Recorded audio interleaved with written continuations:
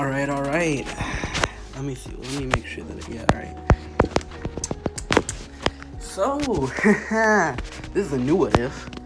I know what you're about to say. I saw where you start too many new what ifs. I saw where you do this. I saw where you do that. Now listen here, folks. Alright? Or folks. When an idea comes to me, I have to do it, alright? Because it'll leave my head like the next day, and I like to get a start on ideas. Maybe I should record it and then not post it for a while, but then I get too lazy and realize, hey, maybe I should post this video. So, yeah, if this video is posted by today, then you guys get a video today. If it's not, then this series will be for later.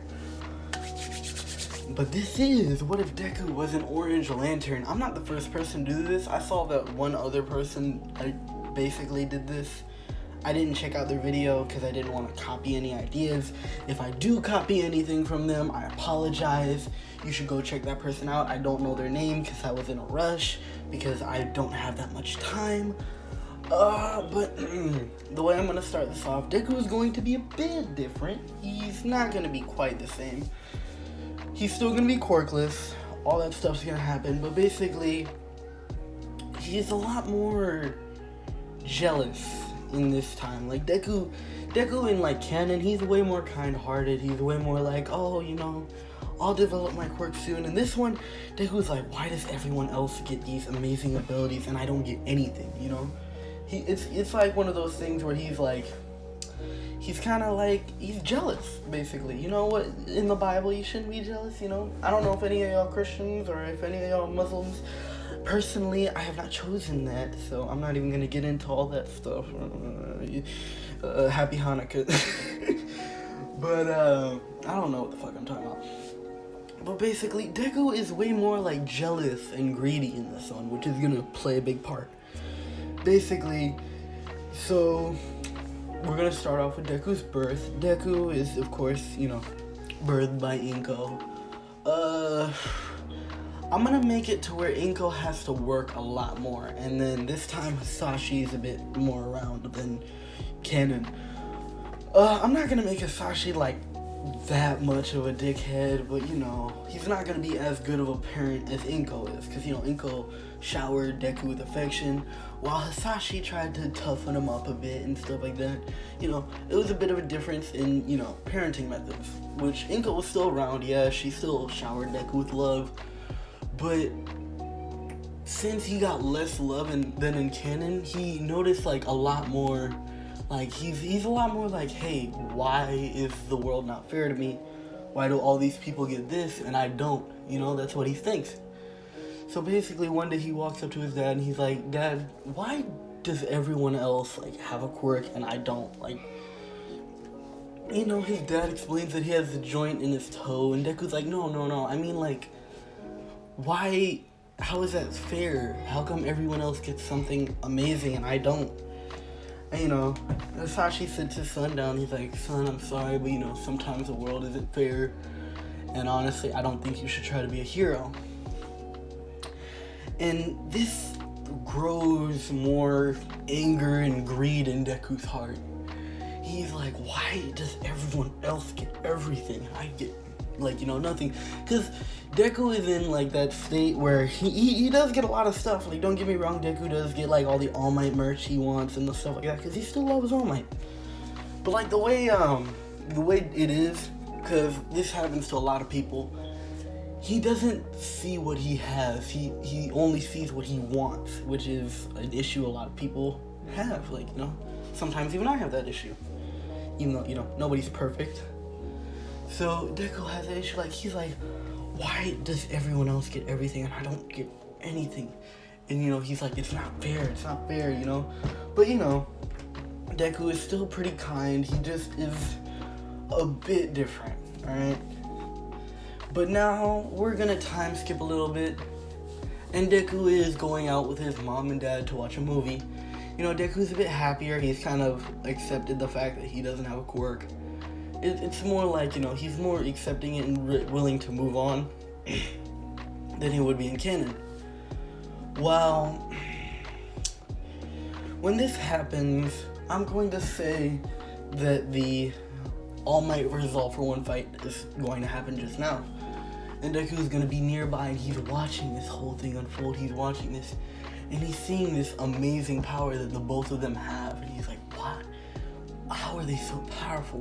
Why are they so powerful? Like, you know, why can't I be that strong? Like, it just keeps festering in his head, and he doesn't know why. He doesn't like thinking like this. It's just, he thinks like this for some reason. And, since he's only paying attention to the fight, he doesn't realize that some rubble's about to fall on him and, you know, Inko. So Hisashi, he runs in there, pushes Inko and Deku out of the way, and gets, like, stuck under some rubble. Deku looks back, he realizes that his greed caused him to not, you know, see what was about to happen, and didn't even, you know, be able to help his mother out, even though his mother was trying to get him to move. So, you know, Deku, he tries to pick up the rubble. You know, of course he tries to pick it up, so does Inko. And then a hero runs in. We're gonna say it's Ingenium. We'll say it's Ingenium. He runs in. He's like, ma'am, you need to get out of here with your son. And then she's like, my husband's trapped under this rubble. And, you know, Hisashi's telling Ingenium to just get them out of here, get them safe, you know, because Hisashi's a good dad. I'm not gonna make Hisashi a dickhead, because everyone makes Hisashi a dickhead.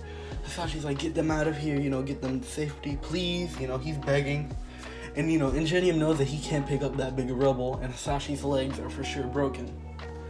So he grabs Inko and Deku, and he's like, I'm sorry, sir. And, you know, Hisashi's like, it's okay, just get out of here.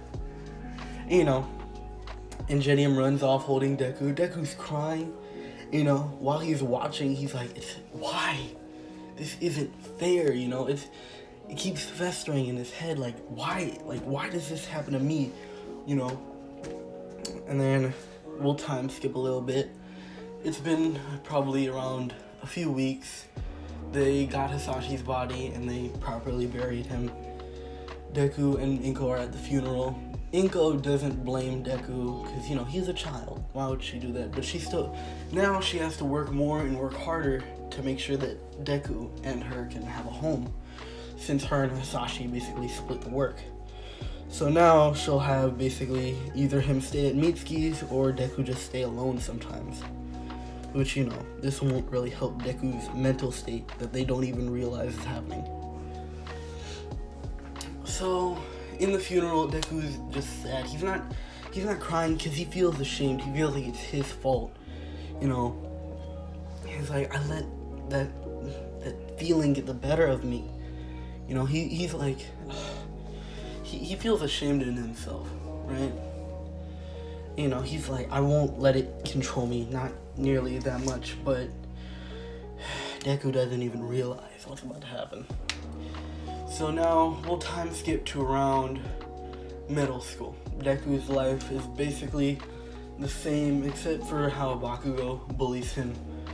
The same way Bakugo isn't really rougher with Deku, but like the mental shots are harder.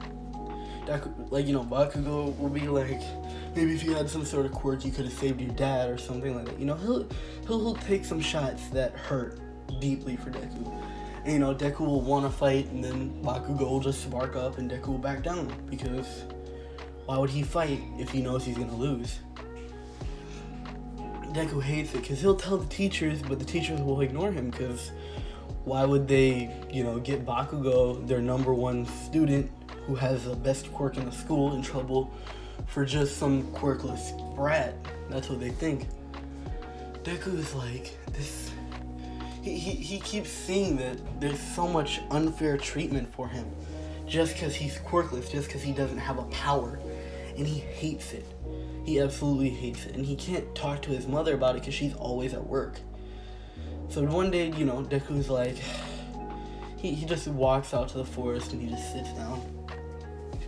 Now we're gonna leave Deku's perspective for a little bit, and we're gonna go to some other people's perspectives. So there's a table with around, I think,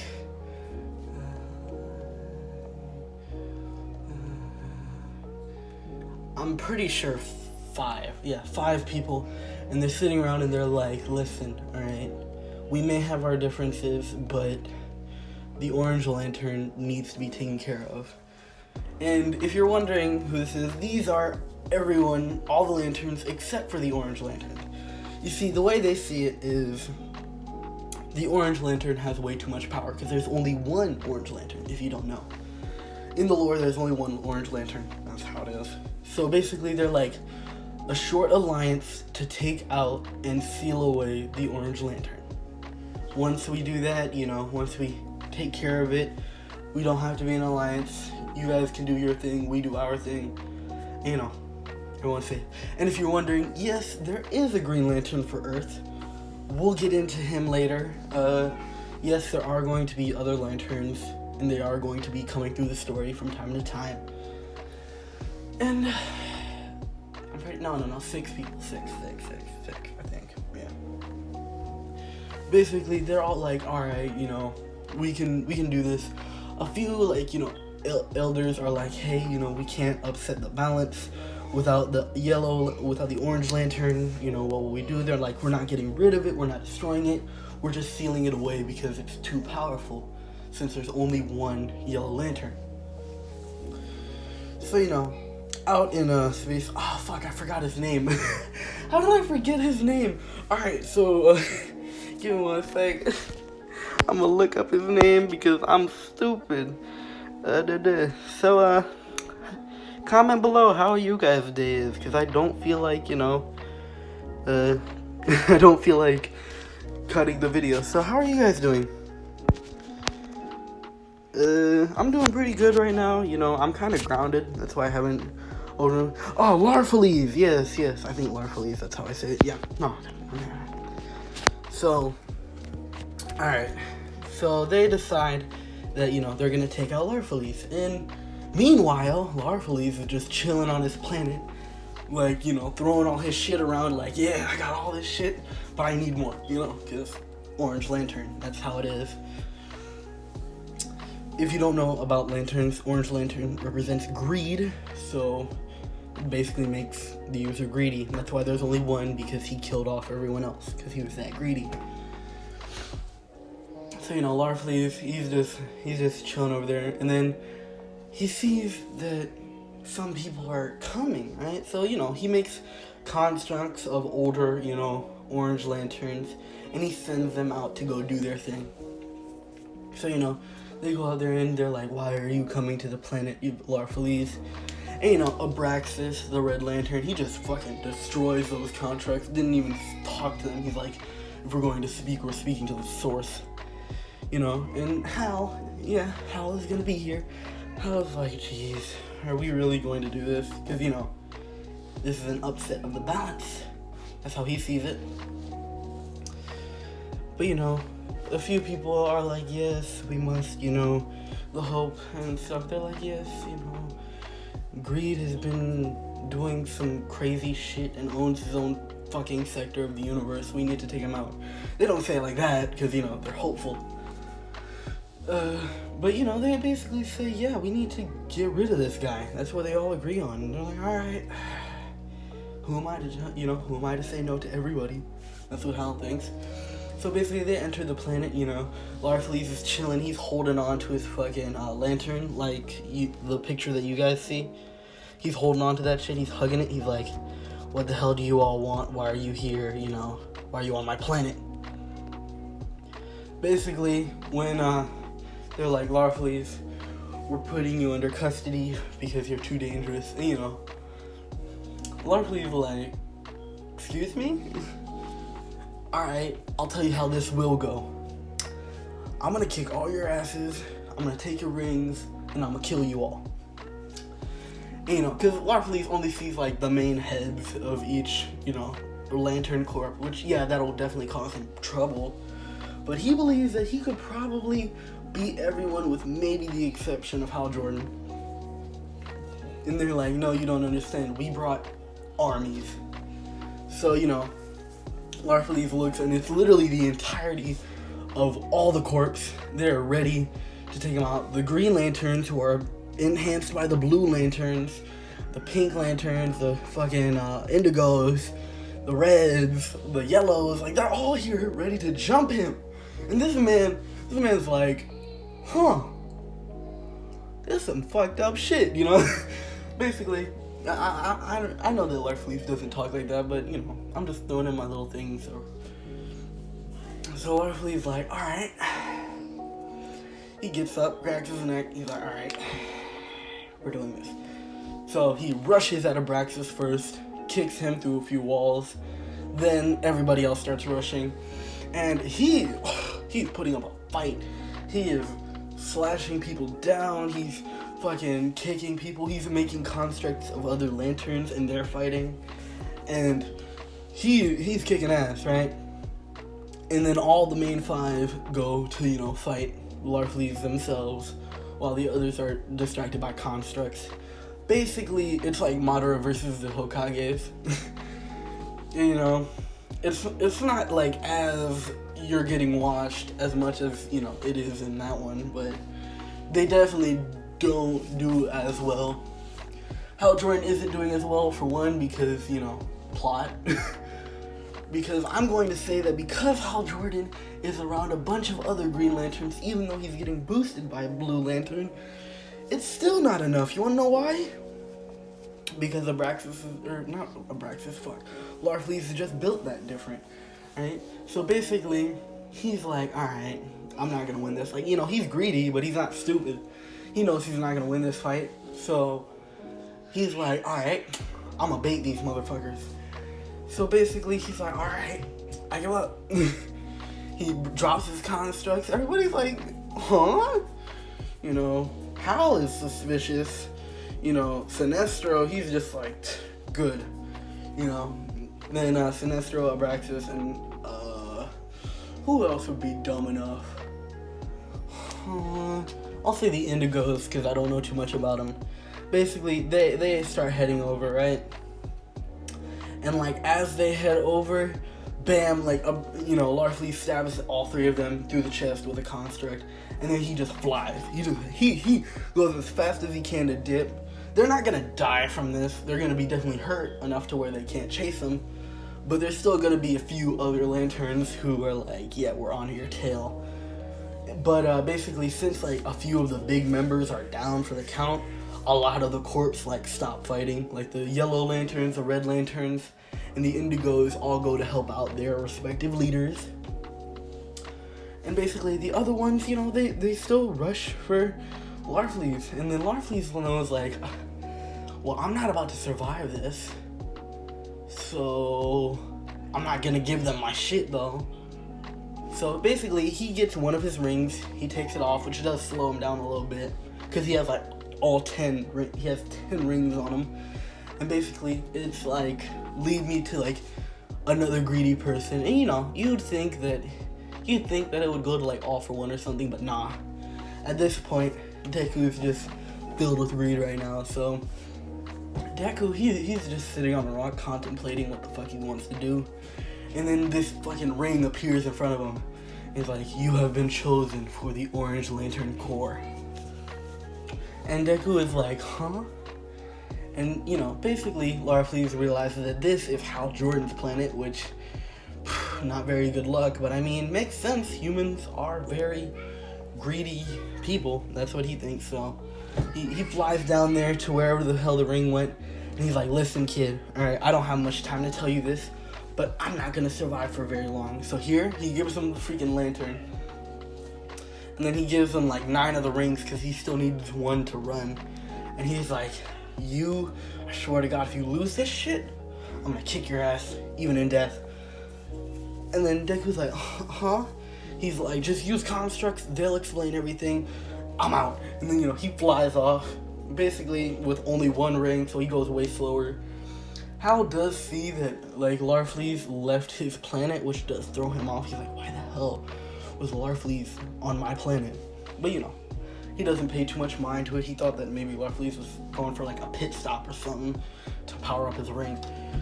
So, basically, Hal Jordan, you know, he makes a construct in front of Larfleeze. Larfleeze's like, shit, you know, because he doesn't have nearly as many rings on him. He's still one of the only 2 Lanterns of Greed. So basically, like, you know, Larfleeze knows that, hey, I'm still gonna put up a hell of a fight. So he turns around, he's ready to fight. Hal Jordan, the entire Green Lantern Corps, whoever the hell runs the Pink Lanterns, the Blue Lanterns, and is there anyone else? No, it's just the Pink and the Blue, I'm pretty sure, right? Yeah, I think so. Unless you count like the White Lantern, which I'm not gonna bring him into this shit, because that'd be too broken. So basically, Larfleeze realizes, alright, well, who's up first? And, he fights, but, in the end, like, they realize, like, hey, we're not gonna be able to beat him. And, the Green Lantern rings are... Alright, I'm back, sorry. What's it called? My sister started yelling in my room because she left something, or I left something. And then I decided that I'm going to move to the car because it's way more quiet. Tell me if you guys enjoy me sitting in the car more, or if you guys want me to, keep recording in the loud-ass area that I'm in. I'm pretty sure you guys like it here more because, for one, the noise won't echo. I don't need a fan because it's not hot in here. And at least if it does get hot, I'll just open up the window. So yeah, and like I was saying before, basically like the Green Lantern's rings are already set to like kill because they already have to like all the other emotional spectrum, because before then they didn't have it set to kill, but then everything else started popping off. So now Green Lanterns can kill.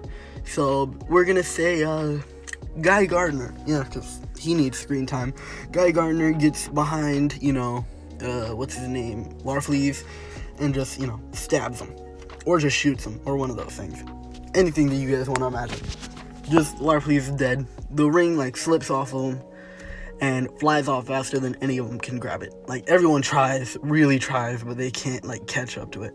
Because, it's one of the only rings there are. So basically, they're wondering, hey, few questions. Why did he not have his lantern on him? Because he always keeps his lantern on him. And why did he only have one ring on? Because, he always keeps all 10 rings on. And, basically Hal realizes that when Larfleeze took that stop on his planet, basically the ring chose someone and he gave them the fucking the Orange Lantern. Which Hal does realize, damn, this isn't good. Someone has the Orange Lantern, and it's a human, so they're probably gonna be even more greedy. Something like that. He doesn't even know what to say. So basically, everyone's Larfleeze giving away his power? That doesn't sound like him. He's think about it though, why would Larfleeze let us have it when we attacked him? If he was going to entrust it to anyone, he was going to entrust it to someone the ring chose, at least. And, they're that kind of makes sense. I mean, still, he wouldn't give it to anyone. He's yeah, but he knew he was going to die. Because he wasn't going to get captured. He didn't want to get captured. And now, basically, after all that, Deku is now just wondering what the hell is going on. And then the 10th ring comes back and gets put on his thumb. Deku's so he listens to what Larfleeze says. He's construct. I mean, how the hell? Subconsciously, we'll say that Larfleeze is just dumb strong and dumb smart. So basically, he set the rings to make a construct of him, while he was on the way there. So basically, a construct of a Larfleeze pops up, and he's alright, if you're seeing this, I'm dead. Or captured, one of the two. If I'm captured, save me, so I can take my rings back. But if I'm not, then, be a good Orange Lantern. And then Deku's huh? Basically, Larfleeze explains that, Orange Lanterns are the lanterns of greed in the emotional spectrum, and he is the only one, currently. Because, well, for one, Larfleeze is just greedy enough to where he killed everyone else who was an Orange Lantern. And then he was yeah, I was getting attacked by, every other corp. Which he's I'll explain that later if you construct me again. And he basically explains what the Orange Lantern is. And Deku's this is, the power that I've always wanted, the power that I've always craved to have. So, Deku, he's excited. He's I finally have this power that I want. power that I've needed for so long. And let's think here. Deku looks at like all 10 rings and he's like, this is what kind of looks stupid, right? Because, you know, imagine you see a guy with 10 rings on him, all the same color, all the same symbol. You're gonna either think he's trying to compensate or he, like, you know, looks just stupid. Basically, after that, Deku decides that, like, hey, is there anything I can do about it? The construct is like, I mainly put all 10 on just to look badass and greedy, but you can fuse them all into one ring. And if you're wondering, can he actually do this? I don't think so, but guess what? It's not gonna give him any substantial boost. It's gonna just make it to where Deku doesn't look as stupid, and people won't question the ring. Because if I saw someone with 10 rings, I'd be like, why the fuck is that a thing? So, you know, he puts it all into, he makes them all go into one finger. You know, basically he gets one super Omega Orange Lantern ring. And he still has, like, I'm pretty sure Abraxas wears, or not Abraxas. Fuck, why do I keep saying Abraxas? What's it? Oh my god, I forgot his name. Larfleeze. Basically, he knows that I know that Larfleeze has, like, either more or just 10. I'm pretty sure he has, like, 20 rings that he just puts 2 per finger. But, you know, we're just gonna say Deku has 10 just for now. And the other 10 are some fucking where. So basically, Deku is like, alright, so I'm an Orange Lantern now. And he's like, yeah, if you want the power, you gotta say the oath. And then Deku is like, what the hell is the oath? And then, like, you know, Larfleeze basically explains, like, you have to figure that out. Like, you know, yourself. Because it has to come from the soul. Alright, so Deku, you know, he digs deep and he's like, alright. He holds the one ring to the lantern and he says, the power is mine, this is my light. Be it bright of day or black of night, I lay claim to all that falls within my sight to take what I want. That is my right. And, you know, the ring glows. And then it's recharged. The suit appears on Deku, and he looks like, I don't want to say he kind of, actually, yeah, he looks like what the suit that, that fucking, what's his name was wearing? Larfleeze. I'm just gonna call him the Orange Lantern if I forget his name. Basically, Larfleeze, he explains, you know, that, yeah, and this is your power now. I'll train you in it just so you don't get killed by them. And, yeah, don't get caught off guard like I did. And Deku's like, alright, I can work with this. Basically, Larfleeze then starts, you know, training him, teaching him, like, about the Lantern lore and stuff like that. More lore than I know, so... Which I should have done more research before doing this. I really should have. But basically he explains, yeah, you can make constructs of past users like myself and or other ones that I've killed before. And you can also make it of people that you kill or things that you kill. So basically Deku's like, huh. You know, he makes, like, you know, a construct of, like, we'll say a sword, and then he kills a wolf. Basically, after that he makes a construct of the wolf come to life. I don't know if Orange Lanterns can make normal constructs. I'm pretty sure they can.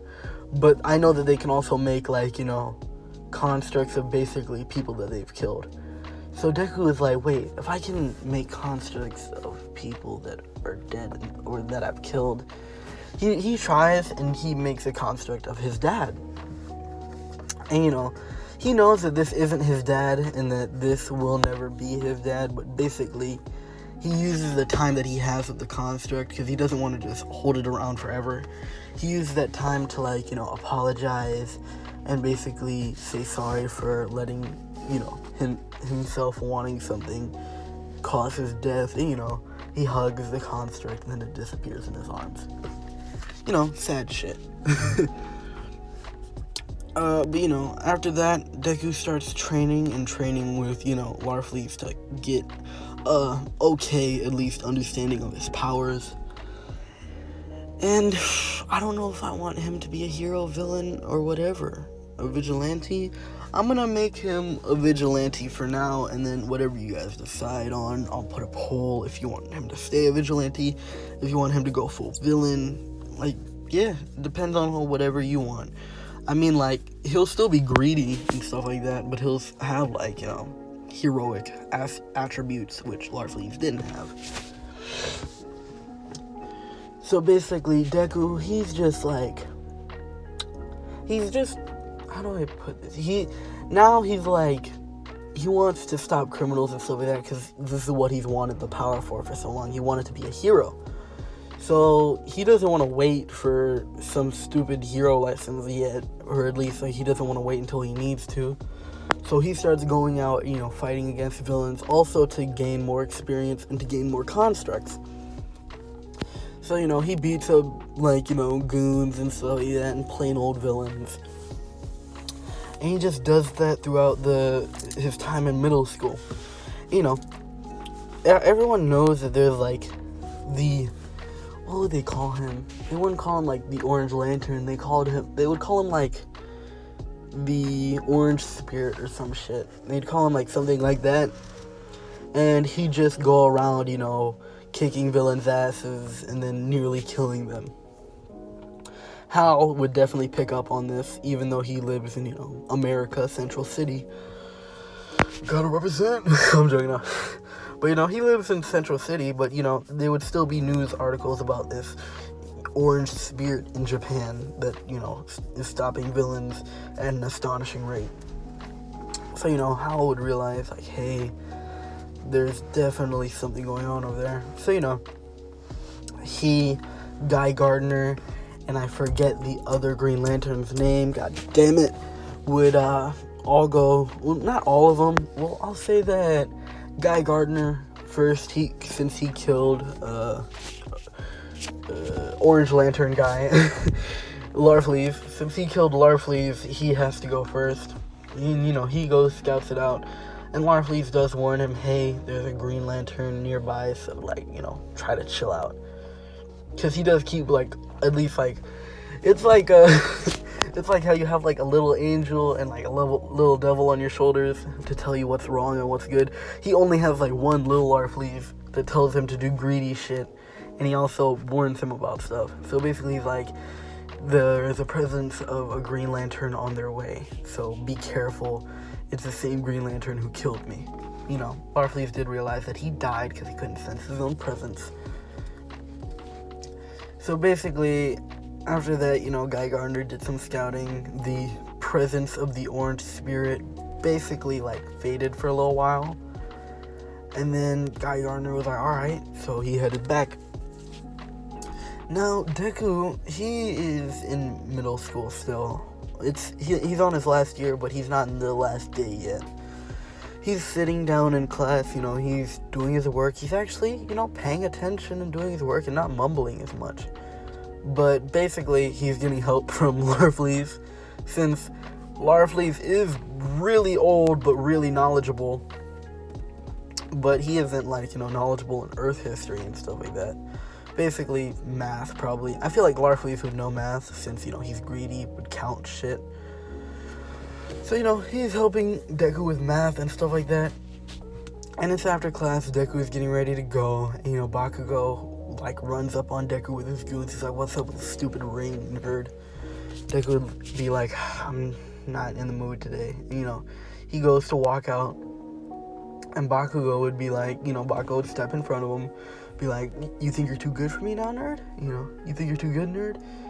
You know, he's about to throw an explosion at Deku, but, you know, because he's a lantern now, it automatically gets blocked by a force field, but Deku made sure that, because he knows that, like, when he gets attacked, it'll automatically try to make a force field around him, basically Gaara shit, but not quite as fast. So basically, he made it to where it was so small that it looked like he just got hit. So, you know, Deku faked getting thrown back. Larfleeze is like, why don't you just kill him, or, like, steal his shit, or, like, try to take his power or something. Deku's like, first off, I don't think we could do that. I've never heard of an ability that could steal powers. But basically, Deku, he realized, you know, that he just realized, like, hey, if I really wanted to, I could just take care of Bakugo. But, you know, he's also conflicted because he wants to be a hero, which we'll just see how you guys decide. So Deku just fakes getting hit, and he's like, why you gotta be like that, Bakugo, and stuff like that. Bakugo blows up his note, throws it out the window.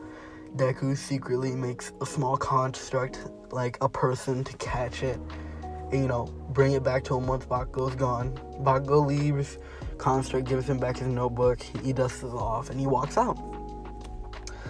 And now we get to the sludge villain, which I usually skip past. But, you know, Deku, he took a shortcut home because, you know, Bakugo made him a bit late. So he's taking a shortcut back because, you know, he knows his mom will be home by then. And basically, the sludge villain goes to attack Deku, and Deku just wraps it in, like, a ball of, like, pure, like, you know, construct.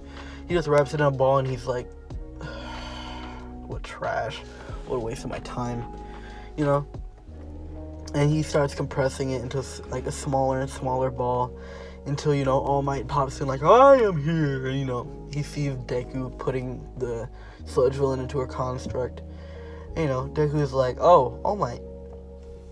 You know, he's not gonna fanboy out as much because, you know, he knows the secrets to the fucking universe and how there's aliens. So why the hell would he geek out, like, seeing one person?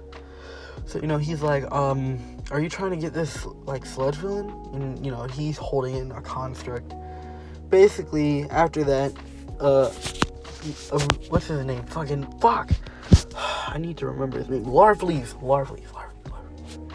Alright, Larfleeze basically is like, he tells Deku, like, who the hell is this guy? And why is he so important? You know, Deku does explain, like, hey, this is All Might, he's the #1 hero, so we should be respectful, you know. That's what he's saying in his head. He's not talking out loud because then he looks fucking crazy.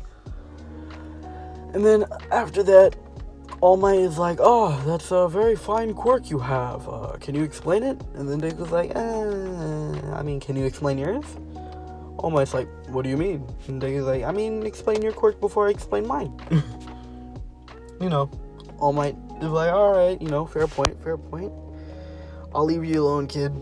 You know, he's like, he puts it in a bottle and he jumps off. Deku doesn't hold on because he doesn't need to know if he can be a hero. He knows that he's got one of the strongest powers in the universe. Because, you know, lantern rings are, like, literally the strongest weapons in the universe. It all just depends on you. So basically, Deku, you know, Bakugo doesn't get attacked by the sludge villain. Deku trains with Larfleeze over the 10 months. And I'm going to end it here because I don't know what you guys want. If you guys want a hero, comment. I'm going to put a poll. If you guys want hero, then I'll put a hero. If you want vigilante, I'll put a vigilante. If you want a villain, I'll put villain. But, you know, Deku will be a bit shaky on all sides. He'll still do some heroic acts if he's a villain. He'll still do some villainous acts if he's a hero. And, you know, he'll devil in a little bit of everything if he's a vigilante. It all just depends on whatever you guys want. So, yeah, hope you guys have enjoyed. Later.